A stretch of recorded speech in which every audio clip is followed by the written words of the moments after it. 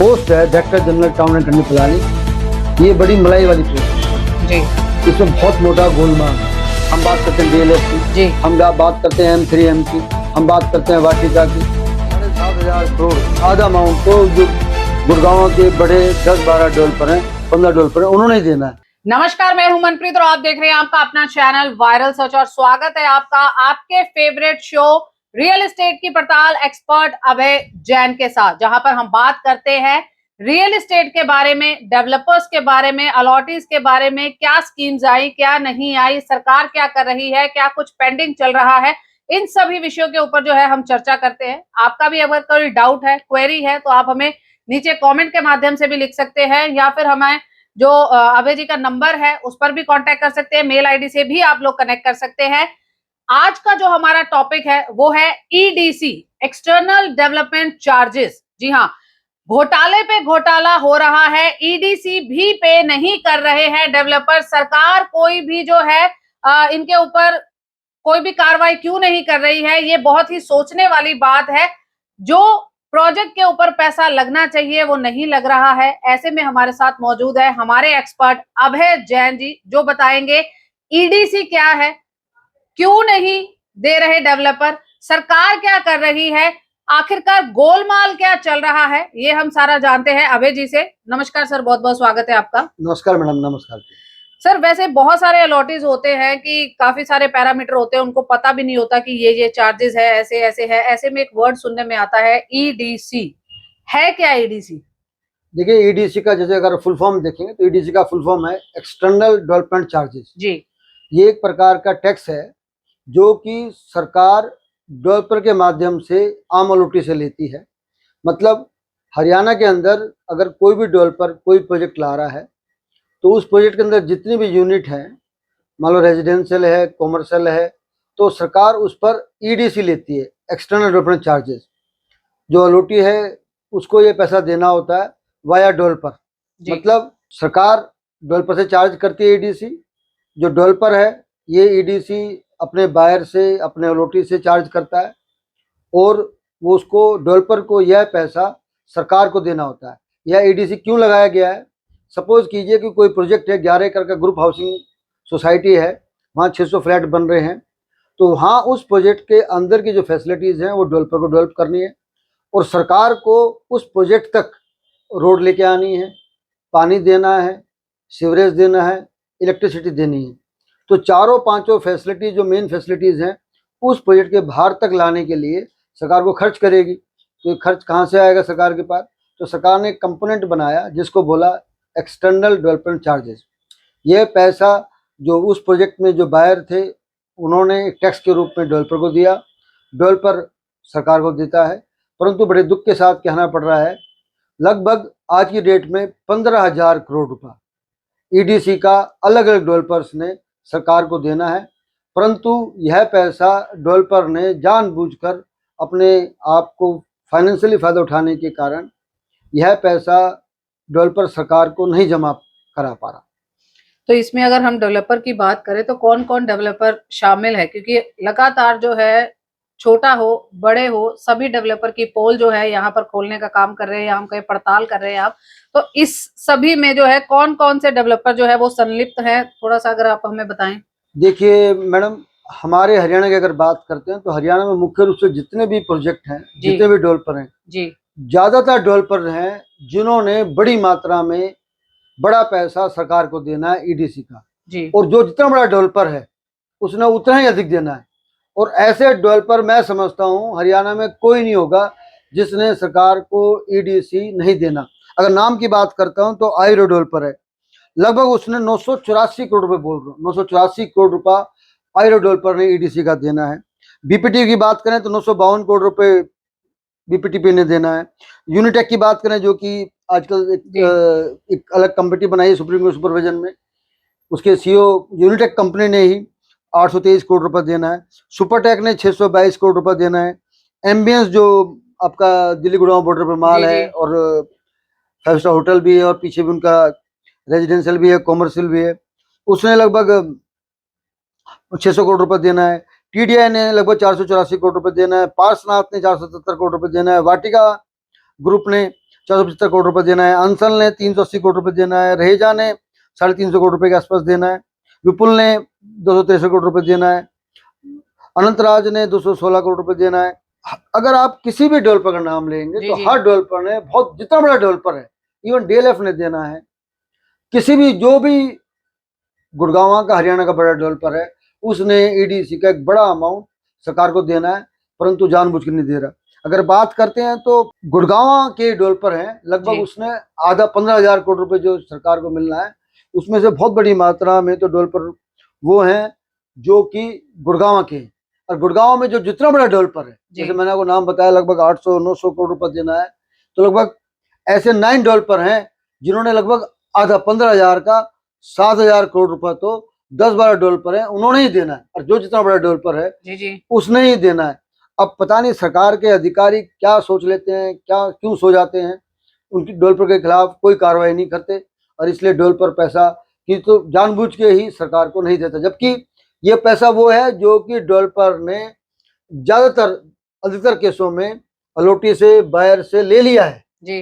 अब मान लीजिए कि डेवलपर के अकाउंट में टैक्स कह लीजिए आप, टैक्स, अब ऐसे बात देखिए, मान लो जी। कि 500 करोड़ रुपए, मान लो सपोज आयरो ने जैसे 984 करोड़ रुपए देना है, तो उसने मान लो 800 करोड़ रुपए एलओटी से ले लिया है, जी। 800 करोड़, और वो सरकार को जमा नहीं करा रहा, तो 800 करोड़ का अगर आप ब्याज देखेंगे तो ये बैंक के हिसाब से भी 80 करोड़ रुपए तो हर साल का ब्याज बन जाता है। जी, जी। तो देख लीजिए कितना बड़ा घोटाला है। पर जानबूझ के बहुत बड़े 20 साल से चला आ रहा है कि मतलब कि बहुत सारे डेवलपर ने पैसा देना है, और सरकार के जो संबंधित अधिकारी हैं उनको पता है, वो कुछ नहीं करते। और अधिकारी लोग भी रादर, मैं तो ये कहूँगा कि डेवलपर के साथ मिल जाते हैं, और जो ये सरकारी पैसा है उसको रिकवर करने का गंभीरता से प्रयास ही नहीं करते। तो इनके खिलाफ फिर कार्रवाई क्यों नहीं होती? अगर आप कह रहे हैं कि रिकवरी नहीं करते हैं तो कार्रवाई तो फिर भी कुछ तो करेंगे ना, क्योंकि कोई छोटी अमाउंट तो है नहीं, ये बहुत बड़ी अमाउंट है, कहीं ना कहीं पूरे हरियाणा को आगे बढ़ाने में सार्थक भी सिद्ध हो सकती है। तो ऐसे में एक्शन क्यों नहीं? देखिए, एक्शन से पहले तो हमें समझना पड़ेगा कि सरकारी के जो अधिकारी वो क्या करते हैं। जी। मैं आपको एक चीज़ बता दूं, जब डेवलपर ये एडिशन नहीं दे रहे थे तो सरकार ने अपनी पहली पॉलिसी लाई, रिलीफ रिकवरी पॉलिसी। मतलब ईडीसी को रिलीफ कैसे लोगों को दिया जाए, डेवलपर को दिया जाए जी। और कैसे उसको रिकवर कराया जाए। और 2012 में, यानी आज से 12 वर्ष पूर्व, ये पहले स्कीम लाई, और उनको कहा भाई आपका ब्याज कम कर देंगे, आप दे दो, जी। आप 4 किस्तों में दे दो, 5 किस्तों में दे दो। जी। पर फिर भी डेवलपर ने नहीं दिया। आपको जान के दुख होगा, 14 मार्च 2024 को, अभी इस साल 3 महीने पहले वो स्कीम चली आ रही है, और सरकार ने, डीटीपी डिपार्टमेंट ने लगभग 17 नोटिफिकेशन, इंस्ट्रक्शन, गाइडलाइन जारी करी डेवलपर को अलग अलग रूप में कि भाई आप पैसा दो। और मजेदार बात और देखिए आप, 2020 में डीटीपी डिपार्टमेंट एक स्कीम लेके आया, उसका नाम उन्होंने दिया समाधान से विकास। मतलब उन्होंने कहा भाई आप ये पैसा दे दो। जी, जी। और वो स्कीम क्या है, बड़ी इंटरेस्टिंग स्कीम है। मान लो किसी डेवलपर ने 500 करोड़ रुपए देना है, जी। और मान लो 50 करोड़ रुपए उस पर ब्याज हो गया है। सरकार ब्याज तो लगाती रहती है ना, ड्रामा करने के लिए, रिकवर नहीं करना, पर अपने खातों में ब्याज लगाती रहती। तो 2020 की स्कीम आई कि जो डेवलपर, अब कल्पना कर लेते हैं किसी डेवलपर ने 500 करोड़ रुपए देना है एडीसी का, तो उन्होंने स्कीम लाई और 50 करोड़ रुपए ब्याज है। तो सरकार ने स्कीम लाई कि 2020 में, जिसका नाम उन्होंने दिया समाधान से विकास। उसमें उन्होंने कहा भी अगर कोई भी डेवलपर 500 करोड़ रुपए दे देगा और ब्याज अगर 50 करोड़ है, उसका 25% भी जमा करा देगा, यानी कि अगर आप पर 50 करोड़ रुपए ब्याज है तो 500 करोड़ आपका असल और 25%, यानी कि 12.5 करोड़ रुपए आप ब्याज देके 75% आपका ब्याज माफ हो जाएगा। अच्छा। ये स्कीम उन्होंने लाई, जबकि जी। ब्याज क्यों माफ कर दिया, नहीं करना जी, जी। चाहिए। स्कीम का दूसरा पार्ट क्या था कि भाई अगर आप 50%, 500 में से अगर आधा पैसा जमा करा दोगे और आधा ब्याज दे दोगे, जी। तो भी आपका 50% जो इंटरेस्ट है वो माफ हो जाएगा, और बाकी जो 50% आपने एडीसी देना है वो भी आप अलग अलग टाइम पर, अलग अलग समय पर दे सकते हो। परंतु आपको जान के दुख होगा, 2020 से 2024 तक नाम मात्र पैसा डेवलपर ने फिर भी जमा कराया। मतलब सरकार डेवलपर को दिखाने के लिए और पब्लिक को दिखाने के लिए, देखो भाई हम स्कीम ला रहे हैं, हम डेवलपर से कह रहे हैं पैसा जमा कराओ, पर फिर भी पैसा जमा नहीं करा रहे, तो हम क्या करें, हम तो स्कीम ला सकते हैं। पहली बात तो ये स्कीम गलत है। स्कीम गलत मैं इसलिए कह रहा हूँ, डेवलपर ने अगर 500 करोड़ सपोज देना है और उस पर 50 करोड़ रुपये ब्याज हो गया, आप ब्याज उसका कैसे माफ कर सकते हैं? जी रादर आप, और उसको फिर भी नए प्रोजेक्ट दिए जा रहे हैं, तो ये बड़ी दुख की बात है। तो सरकार गरीब गंभीरता, व्यक्ति का तो होता नहीं है माफ, बट इनके माफ होते हैं। हाँ, इनके माफ कर देते हैं, जी और माफ करने के बाद भी डेवलपर जमा नहीं करा रहा। जी जब भी तो 15,000 रुपए करोड़ जमा हो गया।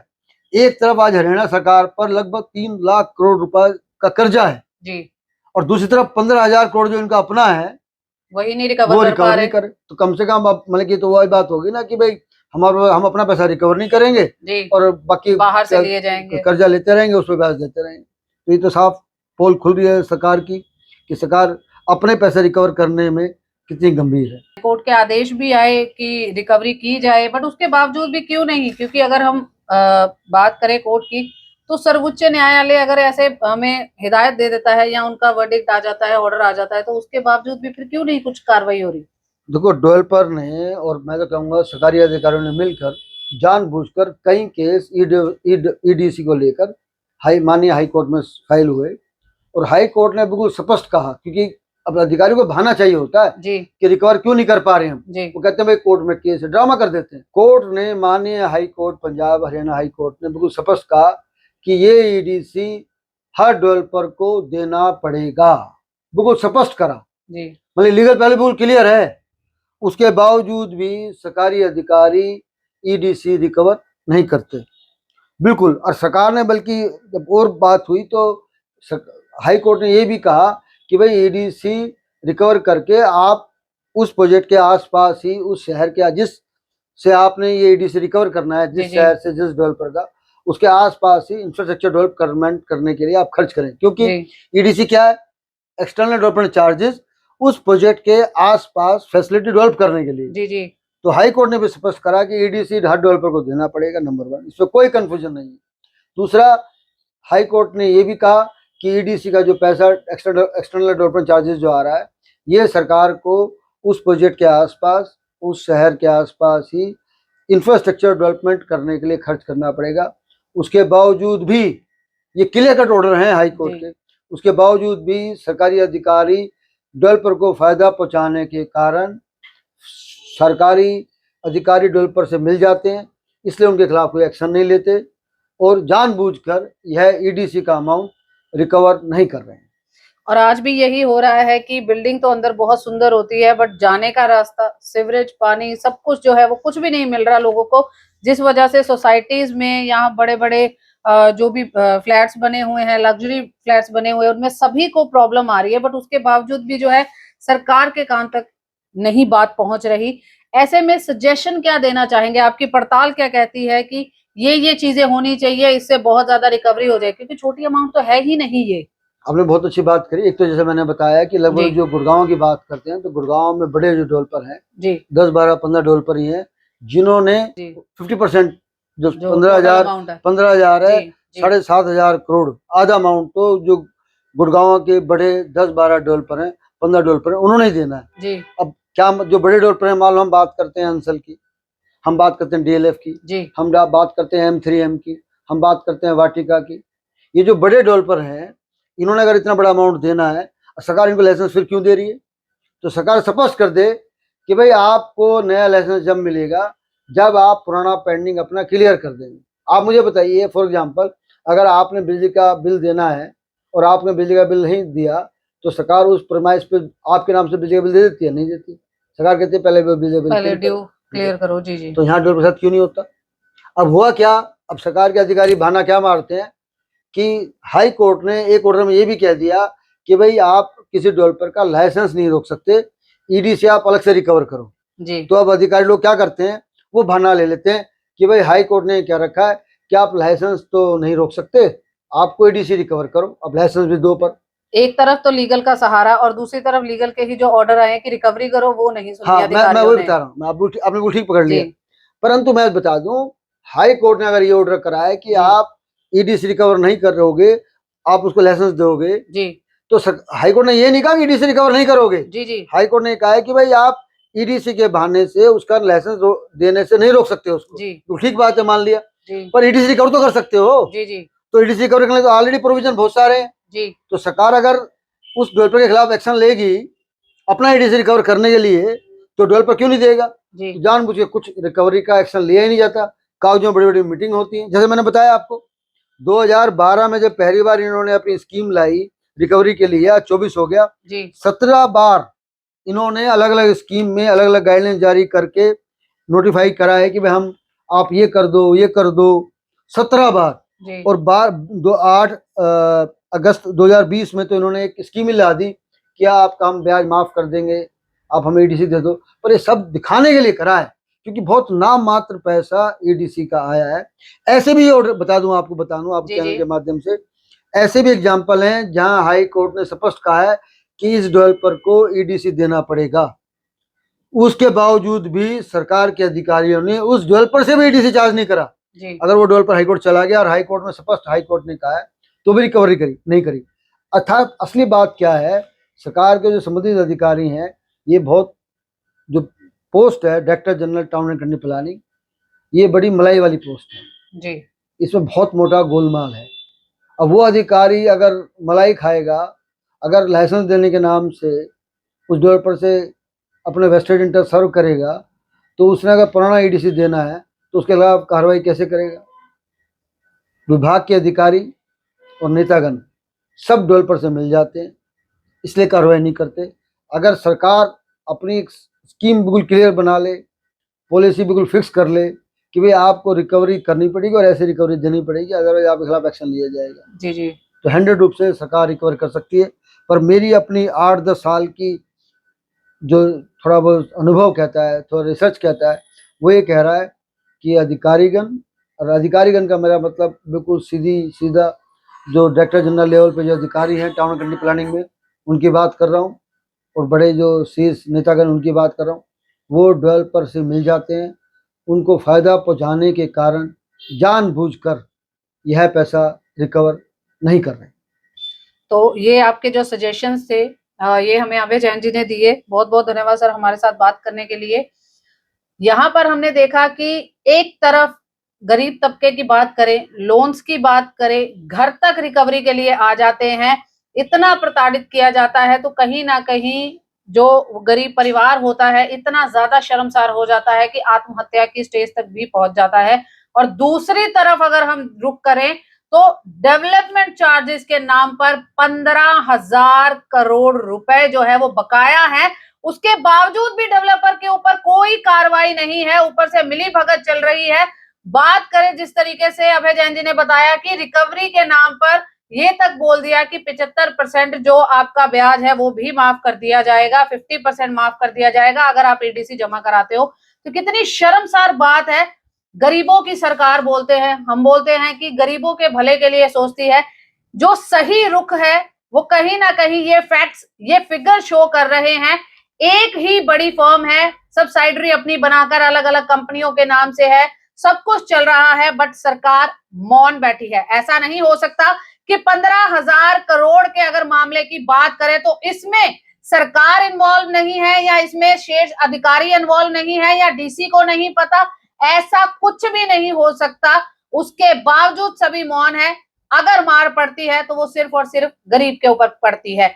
इस चैनल के माध्यम से, इस खास कार्यक्रम के माध्यम से हम आपको बताते हैं, आपको जागरूक करते हैं कि ये जो है सही पिक्चर है रियल एस्टेट की जो आप लोग देख रहे हैं, और इसके बारे में जागरूक होना आप सभी को बहुत ज्यादा आवश्यक है। अभय जैन जी जो ये पड़ताल करते हैं, ये पड़ताल आपको बहुत मेहनत के बाद फिर दिखाई जाती है कि ये सब कुछ हो रहा है। जागरूक बने और सतर्क भी बने। इसी तरीके से हमारा जो अगला कॉन्सेप्ट रहेगा, अगर डेवलपर और बायर्स के बीच में, या हम कहें कि कोई भी अगर प्रोजेक्ट है, डेवलपमेंट में जो है एक बिल्डर बायर एग्रीमेंट होता है, अगर वहां पर जो निर्धारित समय दिया होता है प्रोजेक्ट का, अगर उस समय में आपको अपनी प्रोजेक्शन नहीं मिलती है, अपना प्रोजेक्ट नहीं मिलता है, तो उस समय के हिसाब से जो है आपका जो हर्जाना बनता है वो आप किस तरीके से ले सकते हैं या किस तरीके से अप्लाई कर सकते हैं, या हर्जाने का जो है वो पूरी पड़ताल चलेगी जो अभय जैन जी हमें बताएंगे। आपको कुछ भी डाउट हो आप हमें अभी लिख सकते हैं, नीचे सर का नंबर और ईमेल एड्रेस आपको फ्लोट हो रहा है। फिर से आपको वायरल सच के माध्यम से कहेंगे कि वायरल सच लगातार प्रयास करता है कि आपको जानकारी और जागरूकता ज्यादा से ज्यादा हो। बट आप सभी से भी अनुरोध है, ये जो कार्यक्रम है बहुत मेहनत से बनाया जा रहा है सिर्फ आपको जागरूक करने के लिए। इसीलिए इस वीडियो को ज्यादा से ज्यादा शेयर करें, ज्यादा से ज्यादा कमेंट करें, और जिस व्यक्ति को कोई प्रॉब्लम है तो नीचे दिए गए नंबर के ऊपर हमारे साथ जरूर कांटेक्ट कीजिएगा। इसी तरीके से हमारे साथ बने रहे और देखते रहे आपका अपना चैनल वायरल सच।